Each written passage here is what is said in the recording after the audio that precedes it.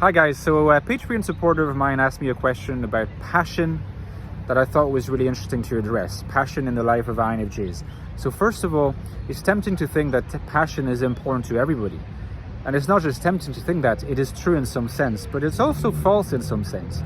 So passion is the fact that passion is important to everyone is true just insofar as if anybody had the choice, they would choose to be passionate about their job, they'd choose to be passionate about their relationships, they'd choose to be passionate about any kind of endeavor they're involved in. Now, it is false insofar as there are certain types that undeniably can deal with, can bear relatively passionless activities, work, relationships, much better than other types. I'm going to choose the example of work in this video because I just find it easy to illustrate. Like the thing about the INFJ personality, it also applies to the INTJ personality, is that they're NI dominant. Having NI dominance means that your world is regulated, colored, and modulated by the NI function. Now, the NI function is a function that is very archetypal. It's a function that is deeply connected to the unconscious wellsprings of your being. And we know that the unconscious, if we follow Jung anyway, expresses itself via symbols. Now, insofar as the unconscious expresses itself via symbols, these symbols are not immediately translatable in the language of everyday conversation. They need to be understood. But if they need to be understood, it means that they need to be expressed in such a way as to eventually be understood. And by being understood, we can understand these as meaning being made meaningful. That's why the language of the INFJ, when they try to explain themselves anyway, is often quite metaphorical. This metaphorical nature of INFJ language is always, at some level, an attempt to translate the symbols into the language of external reality, because the language of the symbols, the language of the NI world, is not the language of the external reality. It's not the same kind of temporality. It's not the same kind of spatiality.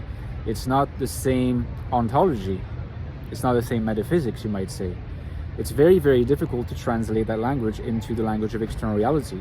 Metaphor is a very good way to do that, but you could also think of your activities in everyday life as behavioral and action-oriented metaphors of what it is in the NI world, as actualized realization of the contents of the NI world. In some sense, like these archetypes that you're so closely connected with as an INFJ via your NI function as an INTJ, they never need to be translated into the exact, precise, transparent language of rational, transparent reasoning, because it's not its nature. Sometimes a metaphorical expression is the best tool you have, and sometimes embodiment in a life project, embodiment in a work that is meaningful, in a relationship that is meaningful, is the best translation. And it doesn't have to be that much more complicated than that, but sometimes it's hard for INFJs to quite realize this. Because INFJs and INTJs are NI dominant, and that NI modulates, regulates, and colors their world, and NI is fundamentally preoccupied with translating the symbols of its world into things it can negotiate and interact with in external reality, the question of meaning, of making meaningful, is absolutely crucial to an NI dominance. NI dominants are always in the business of finding meanings, of translating meanings, of creating meanings, of connecting meanings. And like I said, these don't have to be super arcane, super obscure kinds of meanings. The essential point here is that the activity of making meaningful, and it's a phenomenological experience that we all understand. We've all experienced something being made meaningful to us. We all know in our lives right now things, persons, events, facts that we consider deeply meaningful. In a sense, there is no real need to try to find like an explanation for that in the language of rational, transparent cause and effect, or logically articulated reasons why this or that is meaningful. Sometimes what we have to say is something just is meaningful. And when something just is meaningful, for an INFJ, that is the expression, that is always the expression of a bridge having been laid out between the NI world and external reality. Any truly meaningful events that we experience in the everyday world, however minute, however small or short-lived or longer-lived, is always an instance of the transcendence of severance. It's always an instance of the most fruitful kind of alienation you can experience as an NI dominant. So yes, NI dominants are in the business of making things meaningful. They're very good at making meanings. They underestimate themselves for that, and sometimes they feel like this quality, even though they have it, is not very socially valuable, because who cares about this ability to speak in metaphors, who see meaning where others don't or no longer do, because this of our era of translating everything into the language of cause and effect, technological progress, constant improvements, seeing people and things as just things and objects, seeing other humans as resources. This is all completely devoid of meaning.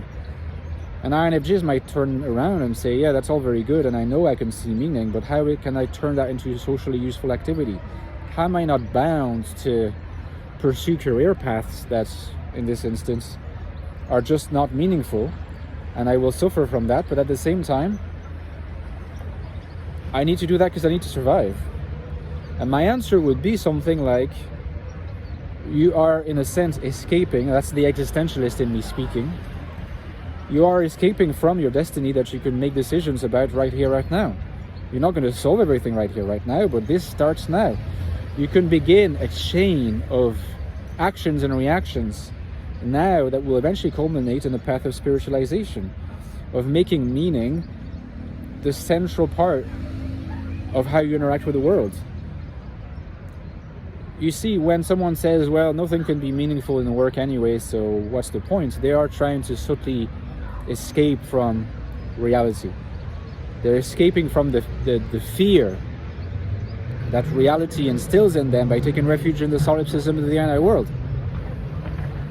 What I'm saying is that, of course, there are meaningful things.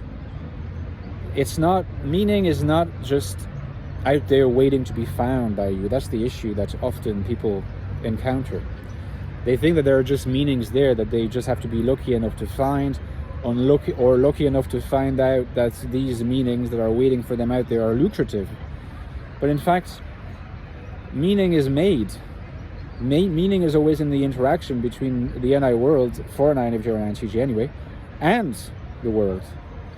So you can make a lot of things meaningful. You just have to find how to make it meaningful. And usually your best yardstick, again, is to have sufficient effective and emotional intelligence and introspection to know when you have these experiences of meaning.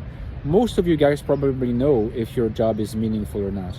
It's true that adaptive submissive INFJs, in particular compliant INFJs, are good at deluding themselves or disguising a meaningless job as a meaningful one, because it's a more comfortable notion for them, rather than facing the fact that their job isn't meaningful and that's impacting their lives and their potential path of individuation.